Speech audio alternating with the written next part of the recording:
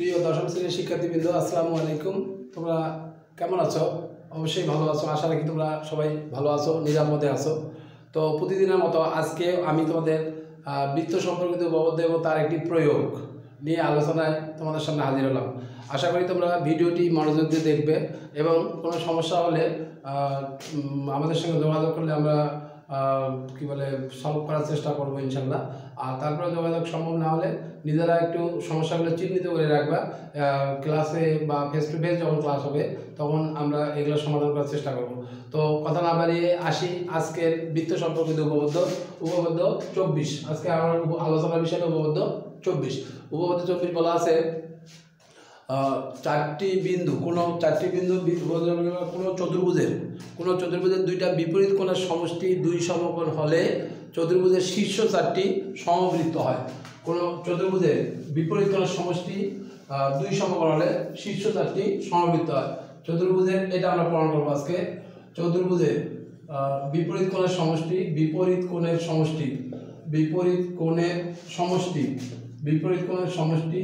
দুই সমকোণ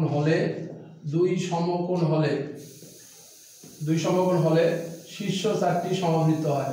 শীর্ষ চারটি সমবৃত্ত হয়। এটা আমাদের আজকে আমরা প্রমাণের বিষয়।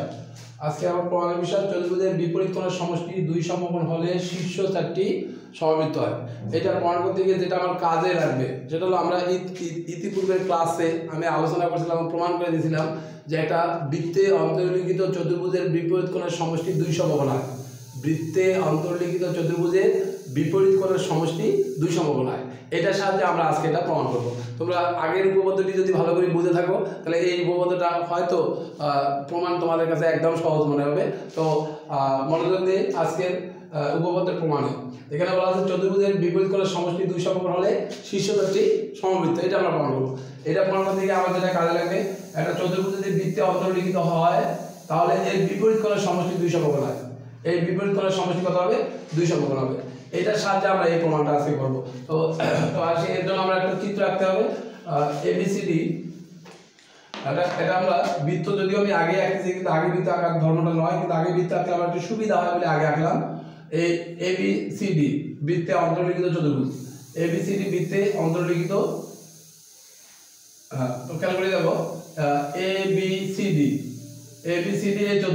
এই চতুর্ভুজের বিপরীত কোণের সমষ্টি দুই সমকোণ হলে বিন্দু চারটি সমবৃত্ত। এটা আমরা প্রমাণ করবো। তাহলে আমরা দেখো এই এবিসিডি 20 নির্বাচন আমরা লিখবো। এবিসিডি চতুর্ভুজের বিপরীত কোণের সমষ্টি, চতুর্ভুজের কোণ এ প্লাস কোণ সি, এটা ইকুয়াল 180 ডিগ্রি। এই প্রমাণ করতে হবে এবিসিডি বিন্দু চারটি সমবৃত্ত। এটা আমরা প্রমাণ করবো। আমি এর আগে বলছিলাম সমবৃত্ত কথার অর্থ হলো চারটা বিন্দু সমবৃত্ত। এই কথার অর্থ হলো চারটা বিন্দু দিয়ে যদি একটি বৃত্ত অঙ্কন করা যায় তবে ওই বিন্দু চারটিকে বলা হয় সমবৃত্ত।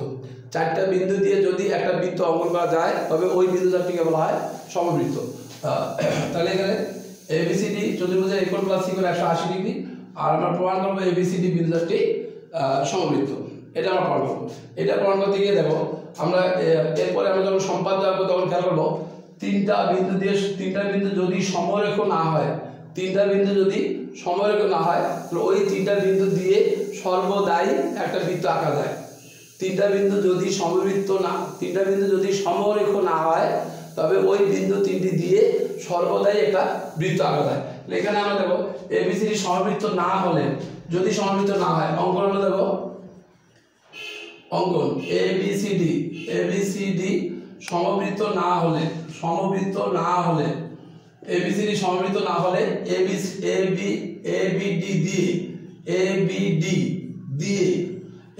দিয়ে একটি বৃত্ত আঁকি। এবিডি দিয়ে একটা বৃত্ত আঁকলাম আমরা। যদি এবিসিডি চারটে মনে করলাম আমরা সমবৃত্ত নয়, তাহলে এবিডি দিয়ে একটা বৃত্ত আঁকা যাবে, কারণ এবিডি সমরেখ নয়। কি ক্লিয়ার বিষয়টা? এবিডি সমরেখ নয়, এই জন্য এবিডি দিয়ে একটা বৃত্ত আঁকা যাবে। এবিডি দিয়ে আমরা একটা বৃত্ত আঁকলাম, ধরলাম তা সিডি কে ই বিন্দুতে ছেদ করে।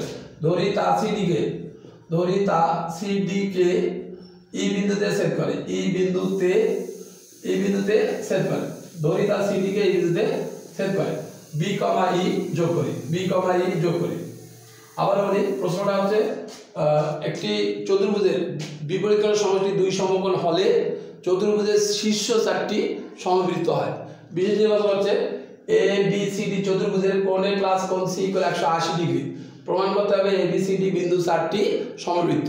আর মনে করলাম এ বি সি ডি সমবৃত্ত নয়, তাহলে এ বি ডি দিয়ে একটা বৃত্ত আঁকি, উহা ডিসি কে ই বিন্দুতে ছেদ করে।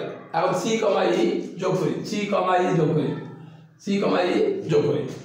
এখন আসি প্রমাণ।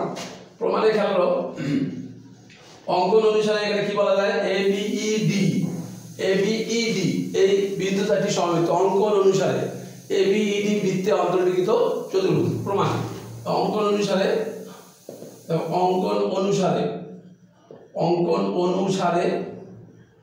এ বি ই ডি বৃত্তে অন্তর্লিখিত চতুর্ভুজ, বৃত্তে অন্তর্লিখিত চতুর্ভুজ, এ বি ই ডি বৃত্তে অন্তর্লিখিত চতুর্ভুজ। আর এ বি ই ডি যদি বৃত্তে অন্তর্লিখিত চতুর্ভুজ হয়, আমরা এর আগের দিন উপপাদ্য শিখছি বৃত্তে অন্তর্লিখিত চতুর্ভুজের বিপরীত কোণের সমষ্টি দুই সমকোণ হয়। তাহলে আমি কি বলতে পারবো, এই বিপরীত কোণ এ আর কোণ ই এই দুটার সমষ্টি হবে দুই সমকোণ। তাহলে আমরা বলতে পারি কোণ এ প্লাস কোণ বিইডি এটা সমান হলো 180 ডিগ্রি। কিন্তু আমাদের বিশেষ নির্বাচনে দেওয়া আছে এবিসিডি চতুর্ভুজের এ প্লাস সি ইকুয়াল 180, কিন্তু কোণ এ প্লাস কোণ সি এটা ইকুয়াল 180 ডিগ্রি। তাহলে এই দুটো 180, এই দুটো 180, তাহলে এই দুটো আর এই দুটো কি হবে, সমান হবে। তাহলে অতএব আমরা বলতে পারি কোণ এ প্লাস কোণ বিইডি ইকুয়াল হলো কোণ এ প্লাস কোণ সি। উভয় পাশ থেকে কোণে যদি বিয়োগ করি, উভয় পাশ থেকে কোণে বিয়োগ করব, তাহলে কোণে এক কোণে বাদ যাবে, বিইডি সমান বিইডি এটা সমান হলো কোণ সি। এখন খেয়াল করে দেখো, এই বিইডি আর কোণ সি এই দুটি সমান হওয়া অসম্ভব। কেন অসম্ভব? এর আগে আমি বলছিলাম একটা ত্রিভুজের যে কোনো এক বাহুকে বর্ধিত করা হলে বহিস্থ কোণ বিপরীত অন্তঃস্থ কোণ দুটির সমষ্টির সমান হয়। তাহলে এই বহিস্থ কোণটা কি হবে, বিপরীত অন্তঃস্থ কোণ দুটির প্রত্যেকটি অপেক্ষা বৃহত্তর হবে। ত্রিভুজের যে কোনো এক বাহুকে বর্ধিত করলে উৎপন্ন বহিস্থ কোণ বিপরীত অন্তঃস্থ কোণ দ্বয়ের প্রত্যেকটি অপেক্ষা বৃহত্তর হবে। তাহলে এই শর্ত অনুসারে এইটা অসম্ভব, ইহা অসম্ভব। কারণ দেখো, খেয়াল করে দেখো, গেলে বিসিই ত্রিভুজ, এই ত্রিভুজের এই সি কে আমি বর্ধিত করলাম, তাহলে এটা কি হলো, বহিস্থ কোণ হলো না? তাহলে এই বহিস্থ কোণটা কি হবে, বিপরীত অন্তঃস্থ কোণ অপেক্ষা বৃহত্তর হবে। এই জন্য আমরা বলতে পারি ইহা অসম্ভব। কারণ ইহা অসম্ভব কারণ এই ত্রিভুজ বিসিই এর বহিস্থ কোণ বিইডি বৃহত্তর বিপরীত অন্তঃস্থ সি, বিপরীত অন্তঃস্থ কোণ সি। তাহলে দেখো, বিইডি এটা হলো ত্রিভুজ বিসিই এর বহিস্থ কোণ, এই জন্য বিইসি আর কোণ সি এই দুটো সমান হতে পারে না। তাহলে দেখো, সি আর ই দুইটা ভিন্ন বিন্দু হলে অসম্ভব রাশি আসে, এই জন্য সি আর ই দুইটা ভিন্ন বিন্দু হতে পারে না। অতএব সি এবং ই ভিন্ন বিন্দু হতে পারে না, ভিন্ন বিন্দু হতে পারে না। অতএব এবিসিডি সমবৃত্ত। আমি আশা করব তোমরা সবাই মনোযোগ দিয়ে উপপাদ্যটি দেখবা এবং লিখবা, লিখলে ইনশাআল্লাহ আয়ত্তে আসবে। আমি আরেকবার বলি, প্রশ্নটা হচ্ছে কোন চতুর্ভুজের বিপরীত কোণের সমষ্টি দুই সমকোণ হলে উহার শীর্ষ চারটি সমবৃত্ত হয়। মনে করলাম এবিসিডি চতুর্ভুজের কোণ এ প্লাস কোণ সি ইকুয়াল দুই সমকোণ 180। প্রমাণ করব এবিসিডি বিন্দু চারটি সমবৃত্ত। অঙ্কন, এবিসিডি সমবৃত্ত না হলে এবিডি দিয়ে একটা বৃত্ত আঁকি, ধরি তা সিডি কে এই বিন্দুতে ছেদ করে, তারপর বি কমা ই যোগ করি। প্রমাণ, অঙ্কন অনুসারে এবিইডি বৃত্তে অন্তর্লিখিত চতুর্ভুজ। আর এই কারণে এই এ কোণ প্লাস ই কোণ বিইডি কোণ এই দুটোর যোগফল হবে 180। কারণ কি বৃত্তে অন্তর্লিখিত চতুর্ভুজের বিপরীত কোণের সমষ্টি 2 সমকোণ হয়, এই জন্য a কোণ প্লাস b কোণ সমান হলো 180 ডিগ্রি। কিন্তু আমাদের দেওয়া আছে a কোণ প্লাস c কোণ ইকুয়াল হলো 180, এই জন্য a কোণ প্লাস c কোণ ইকুয়াল a কোণ প্লাস b কোণ। এখন এই a কোণ আর a কোণ বাদ দিলাম, তাহলে থাকলো b সমান c। ইয়া অসম্ভব, কারণটা কি? কারণ ত্রিভুজ BCE এর এই BED এর হলো বহিঃস্থ কোণ, আর বহিঃস্থ কোণটা কি হয়? বিপরীত অন্তঃস্থ কোণের প্রত্যেকটি অপেক্ষা বৃহত্তর হয়। এই জন্য আমরা বললাম এই সমান হওয়া অসম্ভব, কারণ ত্রিভুজ BCE এর বহিঃস্থ কোণ BED বৃহত্তর বিপরীত অন্তঃস্থ কোণ C। এই জন্য আমরা বলবো C এবং E দুটি ভিন্ন বিন্দু হতে পারে না, অতএব ABCD বিন্দু চারটি সমবৃত্ত। আশা করি তোমাদের বুঝছো বুঝবা এবং খাতায় লিখলে আয়ত্তে থাকবে। আর এরপর আসি 8.3 এর 3 নাম্বার উপপাদ্যের প্রয়োগ। 8.3 এর 3 নাম্বার 8.3 এর 3 নাম্বারের প্রশ্নটা বলা আছে, দেখো ওকেন্দ্রিক বৃত্তে AB এবং CD দেওয়া হয়। AB এবং 8.3 এর 3 নাম্বার 8.3 এর 3 নাম্বার ওকেন্দ্রিক বৃত্তে AB এবং CD দেওয়া হয় লম্বভাবে ছেদ করলে অথবা সমকোণে ছেদ করলে, লম্বভাবে ছেদ করে এই প্রমাণ করো AOD প্লাস BOC ইকুয়াল 2 সমকোণ। এটা আমরা প্রমাণ করব 8.3 এর 3 নাম্বার এক্সট্রা। 8.3 এর 3 নাম্বার এক্সট্রা এটা আমরা এখন প্রমাণ করব। তো এটা প্রমাণ করতে গিয়ে একটু দেখো,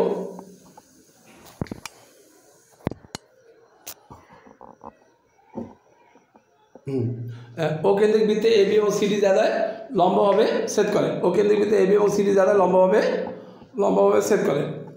আর প্রমাণ করব কি AOD প্লাস BOC ইকুয়াল 2 সমকোণ। এটা প্রমাণ করতে গিয়ে দেখো এখানে আমার কাজে লাগবে কেন্দ্রস্থ কোণ বৃত্তস্থ কোণের দ্বিগুণ, এটা কাজে লাগবে। আরেকটা কাজে লাগবে একই হিসাবে দণ্ডায়মান বৃত্তস্থ কোণগুলো সমান হয়। তাহলে দেখো এই প্রমাণের জন্য আমরা চিত্র আঁকবো। ABCD বলা আছে ওকেন্দ্রিক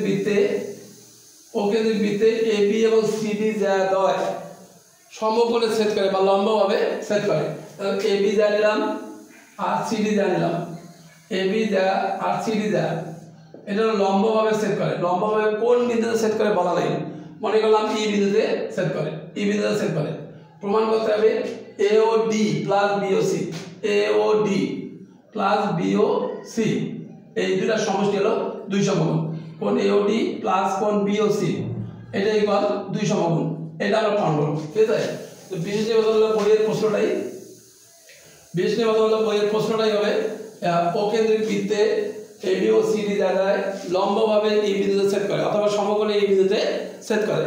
প্রমাণ করতে হবে AOD প্লাস BOC ইকুয়াল 2 সমকোণ। এটা হলো প্রশ্নটাই আমরা বিশেষ নিবন্ধন হিসেবে লিখতে পারবো। এরপর অঙ্কন আছে, দেখো অঙ্কন। এই অঙ্কন হলো A, D অথবা B, C যোগ করবো। আর কেন যোগ করবো কারণটা খেয়াল করো, AOD এই কোণটা কোন চাপের উপর? এই কোণটা হলো AD চাপের উপর। AD চাপের উপর AOD হলো কেন্দ্রস্থ কোণ। আমি এর আগে পড়াইছিলাম কেন্দ্রস্থ কোণ কি বৃত্তস্থ কোণ কি, এর আগে আমি বুঝাইছিলাম। তাহলে দেখো AD চাপের উপর AOD কেন্দ্রস্থ কোণ, AD চাপের উপর আর বৃত্তস্থ কোণ নাই, AD চাপের উপর আর বৃত্তস্থ কোণ নাই। এই বৃত্তস্থ কোণ পাওয়ার জন্যই আমরা একটা যোগ করবো A, C যোগ করি, A, C যোগ করি, A, C যোগ করি, AC যোগ করি। আর প্রমাণ দেবো,